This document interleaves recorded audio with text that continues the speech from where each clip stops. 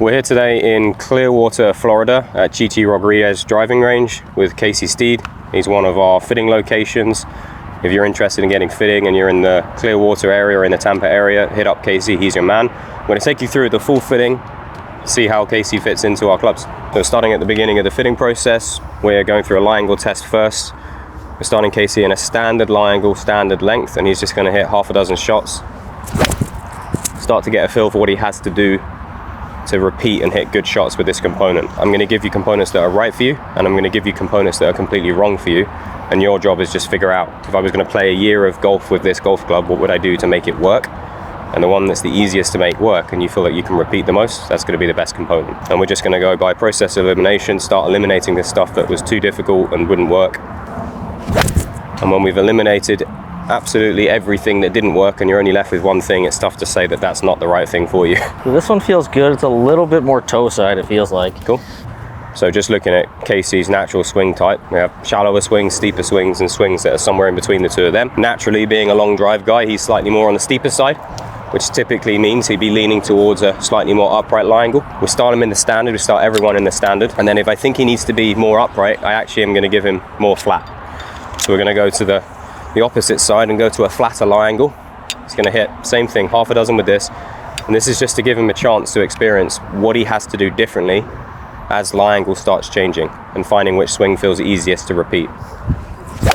You have the ability to adjust quickly, and being a coach, you notice and you know what you need to do. Yeah. You've already changed your setup when you've gone to this lie angle. Yeah, for me, a lot of lie angle is visual. I almost set the face a different way when I get in the wrong lie angle. Yep. So I'll get more upright, I'll set it more square. I get flatter, I usually shut the face. Yeah, and that's all face playing.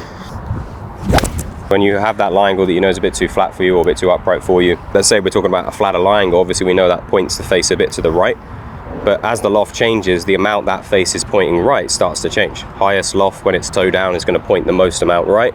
As it gets lower and lower and lower, it starts to point straighter even though it's toe down. And if there was zero loft on the club, it wouldn't matter whether you be upright or flat, it would still be pointing straight. Yeah. Whereas 90 degrees of loft, it's going to change a lot. So if you're having to manipulate the face to make it look correct, you're going to be doing it differently on every single club, and that's going to be really, really difficult to repeat. Yeah. And since you've started using this system and you're in lessons where you're not actually doing a fitting, where you're looking at a player going, okay, I want to change that player's setup, you feel you now have the tools to actually figure out why they're in a bad setup in the first place. Yeah, I mean, like they're just reacting to the bad golf club that's in their hand. Yeah. So, because you could kind of dictate what lie angle they're in just by seeing how steep they are, their arm length, their forearm length, upper arm 100%. Length, all that stuff on video. Yeah. You get a good idea. And then you could use these things as tools in order to fit them and make them better players. That's all they are tools. Absolutely. Golf club's the #1 training aid. If it's built wrong for you, you're going to build a bad swing around it. What did you have to do differently with the flatter lie angle versus the standard lie angle to hit good shots? What did you feel at setup? What did you feel during the swing? Hands had to get lower at setup, for sure. I just had to feel like I really ripped through it harder. So I pulled everything though. Everything was a pull. Yeah. That I hit well. But what would most people say about a flat lie angle?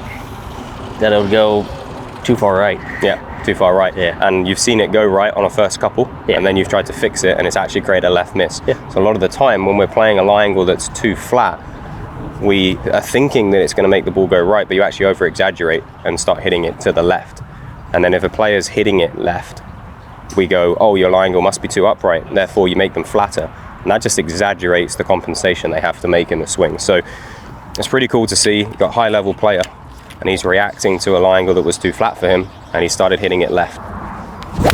And we have a rule in the fitting that we never judge the first couple of shots, because as you're going through these components, each one requires a slightly different swing to the next, and you need a couple of swings and a couple of shots to figure out what you need to do to hit a good shot. So if we judge the first couple of shots, it's a really unfair test because he actually doesn't know what to do yet. Yeah, this one's starting to feel easier. Something we've noticed, we get the question a lot, if I'm not a high level player, am I going to be able to feel the differences between these clubs? And a high level player might be able to feel in their swing the differences more than a newer player, but one of them is going to be on the golf ball more often than the other. Yeah. So it doesn't matter what level of player is going through the process. We've seen that they've been able to understand the differences through either how consistently they struck the ball or how they felt in their swing. Have you seen similar things depending on the level of player? Yeah, the level of player, it changes. Like you said, like the better player will feel their body move different, and then You know, a little bit lower level player more will react to ball flight. But it's just one will feel, I feel like, easier either way. It just won't feel as difficult to make the ball go where it should go. And that's the fun thing for us. And I noticed when I really started going through testing through different components, and I'd been working on swing for a decade trying to get specific swing moves down, and I know I'm trying to get them, but yet on camera they're not happening. Then when you go through the golf clubs and you're not actually trying to change your swing, and then you look on camera and go, those are 5 completely different golf swings. It's almost annoying to know that the golf club was the reason you were doing those swings the entire time. Yep. They're still falling a little bit right, but for me, I don't mind that, but it's still getting easier. Not far off. So we started in the middle, hit half a dozen shots, moved to the extreme opposite of what I think he needs. And it doesn't matter if I'm wrong, we're still going to go back in the other direction and find out. So now we're going to move into the upright club. Once he's hit the middle and the 2 extremes either side, the question is which one was easier. When we go an upright in lie angle, from a flatter lie angle to more upright lie angle, every first couple of shots, as you go more upright, will always be a little bit more left until you figure out what to do. Yeah, especially when you're trying to get rid of the flat one. You're working really, really hard to, I at least am working really hard to shut the face. Yeah, for sure. And that's something we really try and get the message across of, if you're hitting the ball left, it does not mean you need to go necessarily into a flatter lie angle, nor if you're hitting the ball right, it doesn't mean you need to go into a more upright lie angle either. It really depends on how you're compensating for that incorrect lie angle. So that's why we never judge those first couple, only judge the ball flight errors and the missed shots when you've hit a dozen shots or half a dozen shots. You're actually allowed to blame the golf club. Yeah. Because before you're not allowed to. No, before it was all on me. Flatter was definitely a little bit more difficult to turn over for me, and the upright was pretty easy to turn over. Yeah. So somewhere in the middle is probably somewhere in the middle. But if you had to pick, definitely the upright one. Cool. So we know then we're slightly biased to that side. What we're going to do now, we're going to move you back into the standard, and then we're going to move you back across to the upright. If you hit them both equally as good, then you're in the middle between the two. And if one of them's the clear winner, then that would be the one you would be in.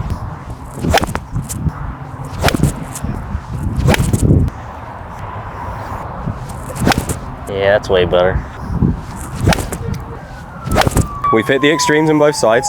We were slightly biased to the upright side. Definitely. We then went back in between the middle and upright was the clear winner from what I'm seeing. What are you seeing? Yeah, same thing. A lot of people I see will come in, we're almost in the opposite direction of what they came in with, and they always wonder why. Biggest thing I ask, if you hit all of the lie angles. When you got fit last, did you hit every single line?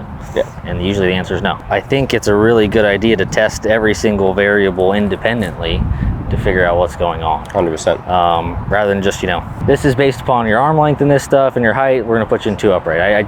I would feel more comfortable as a player, I mean, hitting everything and seeing what works the best. And that's the biggest thing I get really asked. Why is it so much different?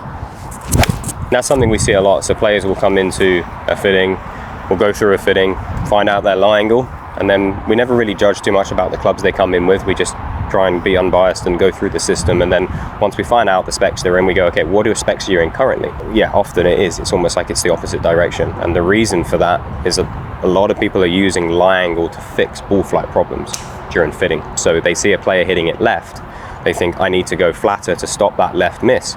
Well, the left miss was coming from the fact they were playing a flatter lie angle, and when they go flatter and they see that first 2 or 3 shots not going left, they go, aha, we've got it.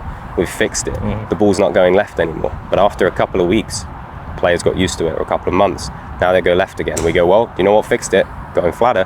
So they go even flatter. And it's not just going flatter. The same is true going in the opposite direction. If you have a right miss, the same is true.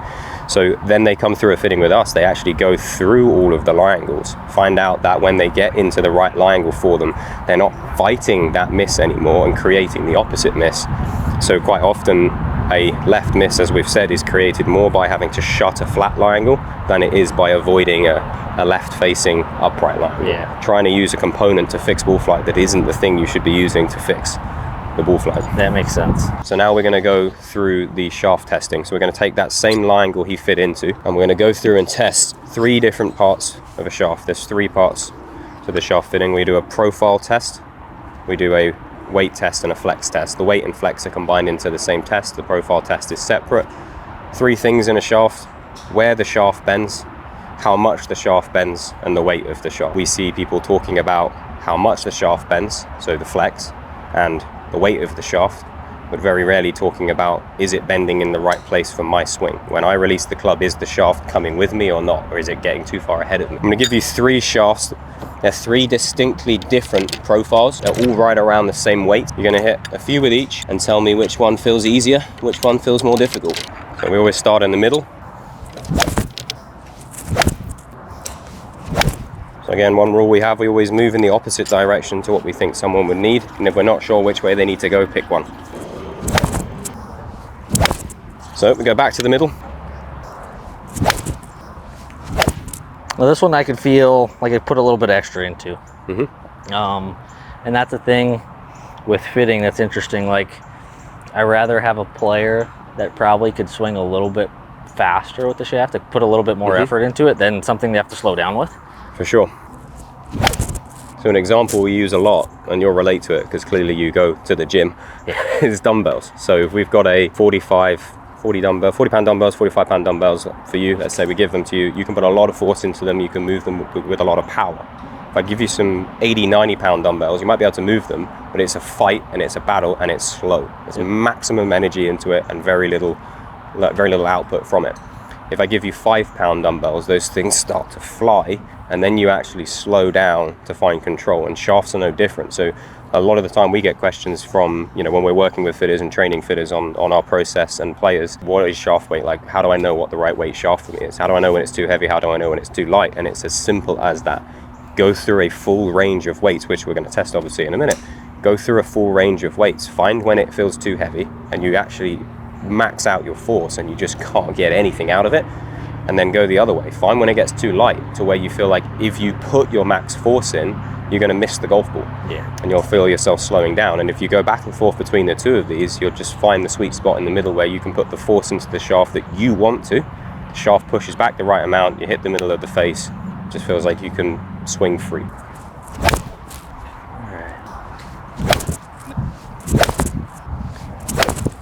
You've hit the middle, the extremes either side. What was your preference out of the 3? Definitely the middle. Middle. Okay, definitely so PGI. It feels like it's the just the easiest again. I could put as much force as I want into it. And not have to work super hard. So that's profile of the shaft, and when we say profile, we just mean where the shaft is bending. 3 profiles, 3 distinct differences. Hit them all. Which one did you find the easiest? And it's as simple as that. It really is. Back in that PGI, you're going to hit a couple of shots just to normalize back to the shaft, and then we're going to go through a weight test. In the weight test, obviously, we want to know where the shaft's too light, we want to know where the shaft's too heavy, and we want to find the middle between the 2 of those. Just looking at you swing, knowing your background, I would be suggesting that you were in a slightly heavier shaft than that one there. So I'm going to give you a lighter shaft. And that's the unique difference with our fitting process, is I'm not picking out half a dozen things or 3 things that I think are right for you and then putting them head to head and not looking at anything else. Because if I make the wrong decision on those 3 things, if I just assume you're a long drive guy, you're fast, I'm going to find the heaviest and stiffest stuff we've got, and I'm going to let you hit those 3 or 5 options. One of them is going to be better than the others, but it doesn't mean it's better than the stuff you never even tested. Exactly. We have to go through and test everything. And that's why the independent variable testing is huge. It's just getting the right thing. And independent variable testing can be difficult. That's something we noticed when we were really diving into how we wanted to put our system together. You can break down all these components, like every single thing in a golf club, go through dozens of different components and test them individually, but there's a hierarchy to it. The one that makes the biggest difference, you have to test first, get that locked in, and then work your way down the list. If you go to the one that's the 1%er or the 2%er and you test that first, and then you go and change the thing that's worth 70% of the golf club, that might not match it anymore. So you always have to go as a hierarchy. So we are independently testing components, but we're building them up as we go. We've gone lighter. What is the immediate assumption of golfers when they go into a lighter shaft? I'm going to be able to swing faster. The first couple, you were like, man, I can swing this thing fast. And then you were like, but I can't make contact with the golf ball. And then what did you feel you had to do to make contact? Slow down. So when you get too light, you have to hit the brakes to find control. And that's a very difficult thing to manage on the profiles. And when I slow down, I hit it worse. Because the timings of your swings change. And we haven't got a launch monitor in the fitting right now, which is interesting, because you'd be thinking, how can I do a fitting without a launch monitor? How much feedback are you getting just in the feel of your swing and what you have to do as we go through these different components? A ton. I mean, the launch monitor is good, but it's just showing you results. Yeah. It's not actually allowing you to feel anything. So, which is more important because you're not going to, you'll see the results after you hit it. Yeah, 100%. But you could just feel the way you repeat the swing. And that's the most important thing. When we use launch monitors in every fitting, the main thing we used was acceleration profiles and speed profiles. And the ones that repeated most consistently, we would say, this is the component that repeated most consistently on the profiles. And the player would go, yeah, that one felt the best. And we go, sure. So we asked them first, which one did you feel was the best? And 100% of the time, the one that they felt the best with was always the one that had the best patterns, always repeated the profiles. So when we got to a point where we're like, well, look, they already know which one's the best. And whenever the launch monitor's there, it's always, how far did that one go? We're not once have you asked, how far did the golf club go? We care about, how did I feel? How consistent did I strike it? Because distance is great. And you can hit the ball further than most people. Yeah. Distance is great, but if you don't find the middle of the face and hit it in a good dispersion and you feel uncomfortable while you do it, I prefer not to hit it 20 yards further and feel really uncomfortable about it. So we took the launch monitors away. Guess what? People stopped asking how far did it go and started asking themselves, how do I feel? Feels way more repeatable.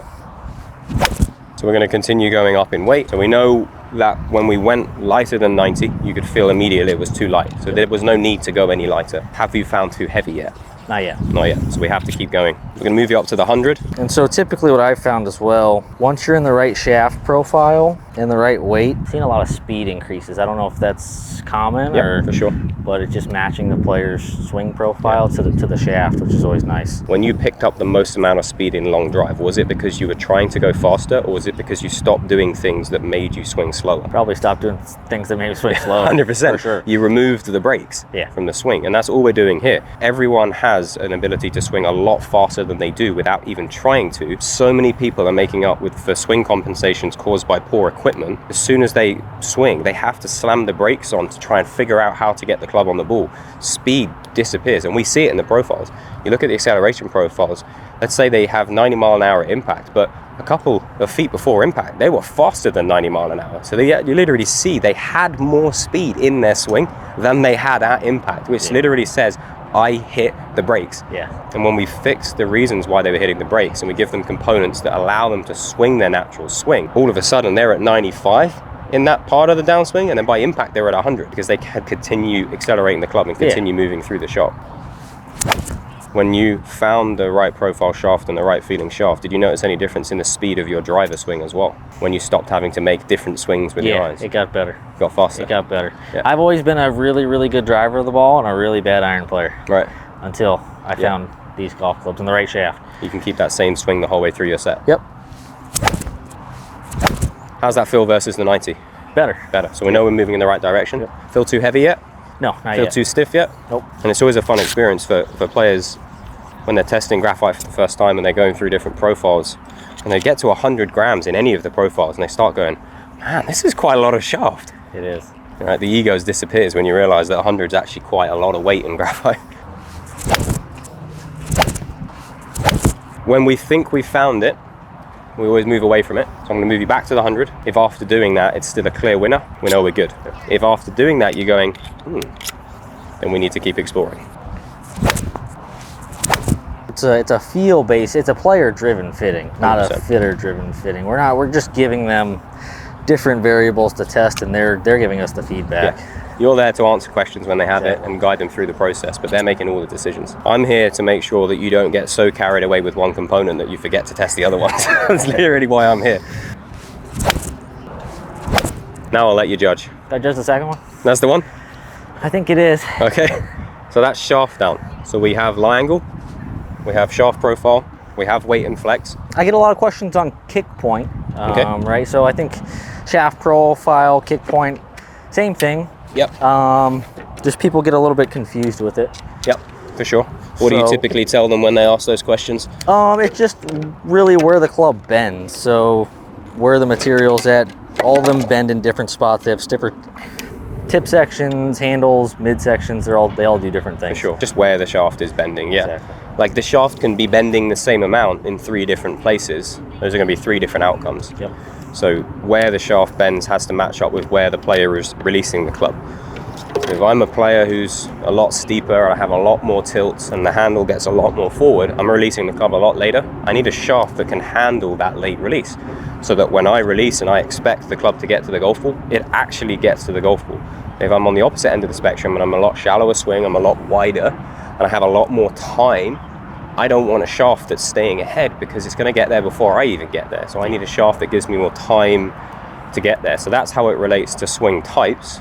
But as it relates to tempo, if I'm getting to the ball faster, I need a shaft that can keep up with that. Yeah. And if I'm getting to the ball slower, I need a shaft that stays there long enough to give me a chance to get there. We're going to go through grip testing now. So the first thing we do before we start going through the sizes is all the sizes are back on the same steel shaft we started with. We keep that shaft consistent on this part of the test. We're going to keep the same size grip, get you used to that steel again, and then we start going through the different sizes. I never want to change more than one component at a time, because then I never really know which one made the biggest difference.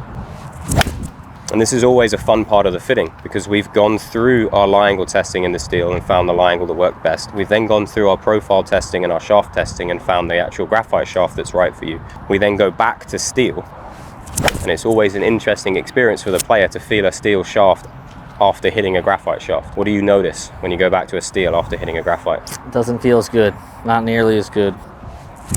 Okay, so we're going to go through the grip size testing. So when we go through grip size testing, we start at the smallest, we work our way all the way up to the biggest. We don't judge. We have to hit the biggest before we can start judging. We then come back down in size, and when we're coming back down in size, I'm asking, when does the grip feel too small? We don't know when it feels too small if we haven't hit the biggest grip available. So we then work back down. When we find too small, we stop, we go back the other way. We find too big, we then meet in the middle, and then you have your grip. So we're really only hitting a couple with each just so we can get up to the biggest size. And when we're doing the grip size testing, we are always skipping one size. They do a really good job at providing so many different sizes that they are so close together when you go through the sizes. It's actually tough to notice the difference. It gives the player a chance to really feel the difference between the two. Moving up to the medium now. Okay, XL. First impressions? It's very large. Both ends of the spectrum can make if it's too big, it could go left and right. If it's too small, it can go left and right. That's why we've got to find the right size so we can actually hit it straight. Now we're going to start going back down in size. Just watching that one, obviously has a right miss. Yep. And then it has a left miss. Yep. And then it has a right miss. So we're too big. Yeah, it's too big. Too big. So we're working our way back down in size. I want to know when this grip starts to feel too small. Obviously we could see with the larger grip you were getting a miss both ways, but ignoring ball flight, did you feel the grip was too big or too small when you were holding that extra large? The XL was too big, yeah. Too big, yeah. I just couldn't squeeze it tight enough. I couldn't get enough of my hand on it to, I had to really slow down to get it to go left, and then when I tried to swing it like normal, it wanted to go right. So what you're saying is we could have a net 10 feet in front of you and you still would have felt the same thing. Yep. And that's why grip fitting is not using it to fix the ball flight. It will fix the ball flight, it will help you hit it straighter, but that's not the way of fitting it. The way of fitting it is how do you feel? In the same way like the shaft profile test, there's a feeling when you get the right thing in your hands where it's easy. Yeah, you're just like, okay, swing. Yep. The golf swing literally just becomes turn and turn, swing. No compensations, you don't have to stop at the bottom, manipulate anything. Yeah, just 100%. swing through It's it. very freeing. Yeah. I mean, I've seen it in a number of fittings where you've had a player that's been working for a decade to try and change things in their swing. They've worked so hard on it, and they've tried everything, and they're at that point of just like, what am I going to do? Go through a fitting, get in the right components, and they start repeating a pattern, and they're just like, this is easier. And they look at the swing, and it's like 10 years, man, and it's changed in 5 swings. Yep. And they break down crying. I've literally had people break down crying when they get in the clubs. Is that like emotional relief of like, oh, finally. I don't have to work so hard. Yeah. Cool. Feel too small yet after going down those sizes? No, but it feels pretty good. If you find two you really like, meet in the middle. Yeah. If it's a clear winner, then that's the winner. Okay. So most of the time I don't actually put this one back on the club. How does it feel first impressions? Too big, too small? Very small. Cool. So we won't even bother hitting that Okay. one. Like, and you can literally do the grip size test like that. Pick it up, hold it. Does it feel too big or too small? But do not judge until you have actually held the biggest grip. So get the biggest grip, put it in your hand, hold it. Don't judge. Now go down in size. When does it start to feel too small? Most people are extremely surprised that the size that feels too small was the one that felt way too big when they first picked it up. You have to get exposed to everything. then go back in size. Now when does it feel too big? And I'll let you, yeah, probably right when you feel it that time around, and then come back down again and just go back and forth until you find the one that really does feel just right in your hand, and then go put it on your golf all of your golf clubs and go play golf. And we're gonna hit a couple more with the extra small, and then we're gonna go back up to the medium. Everyone is worried about swing weight relative to the grip size, and I think what's nice about that is Jumbo Max offers different cores, which allow you to either make the handle heavier or lighter, and you can kind of play around with that swing weight. But I don't know what you guys have seen swing weight rise, if that makes a big difference or not so much. So when we talk about swing weight, typically we're talking about a swing weight number. Yes. I play my clubs at D2 or like whatever it is, you know, you hear it. I want the golf clubs, but I have to have them at this swing weight. The other part of swing weight is, are they all actually balanced? And it doesn't mean they have to be all exactly the same, but is there a clear progression to your clubs through the set? Are they balanced up to one another so you can put the same force into each one of them? When we're doing our testing, and like I said, we went through every single component in a golf club and we put them in a hierarchy. Which one, when it wasn't right, messed things up the most?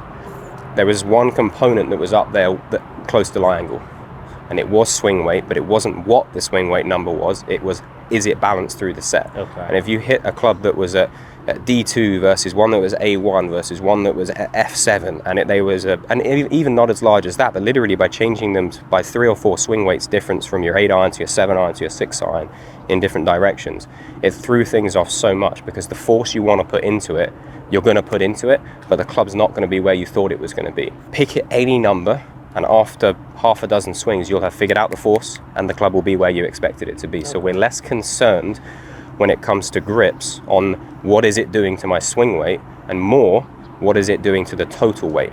As long as it's consistent, it's consistency on it that matters. Okay, let's go back up to the medium. Okay, so you've hit the extra small, you liked it, you've hit the medium. Tell me about the medium. It's close. It's close. If anything? If anything, it's slightly on the big side. Okay, and the extra small? Extra pretty good. Pretty good. If anything? Probably, I would say in between the two. Yeah, so small. Small. Meet in the middle. Yeah. There you go. And I'd recommend doing that in the heavier size, just because you get more total weight. Yeah. And for you, having a heavier iron, without it being the wrong profile and the wrong shaft, but getting the club heavier is going to let you put more force into it without nuking it, because you're fast. Yeah.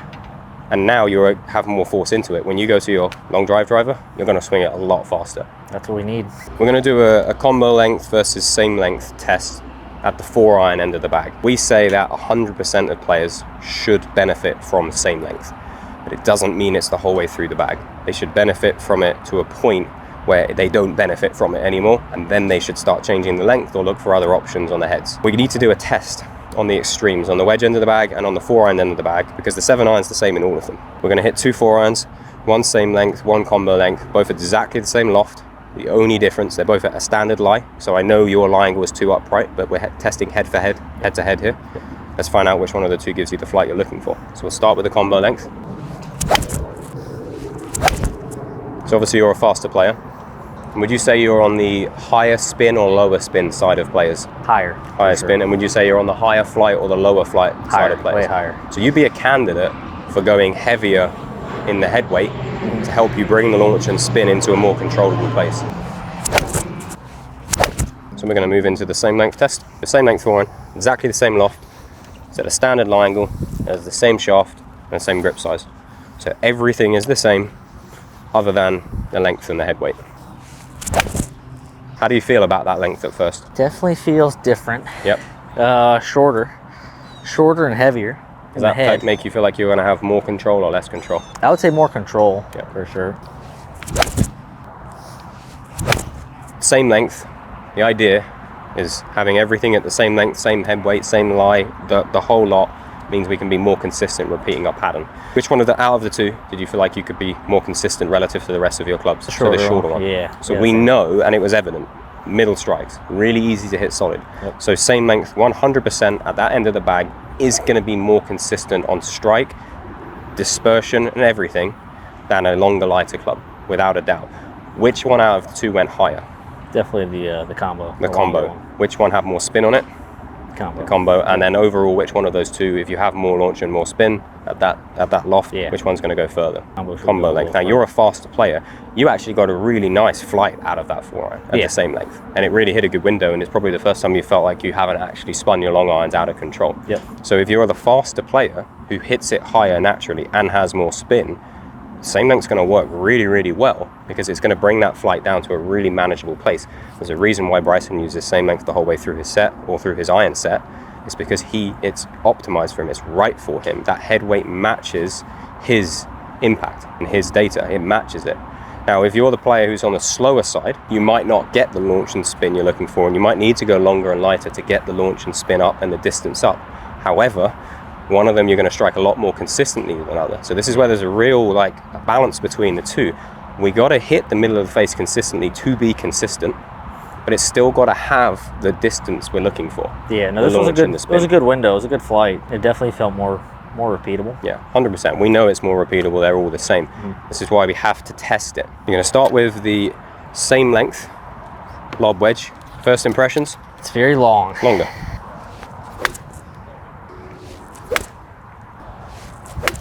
And we're going to move into the combo length.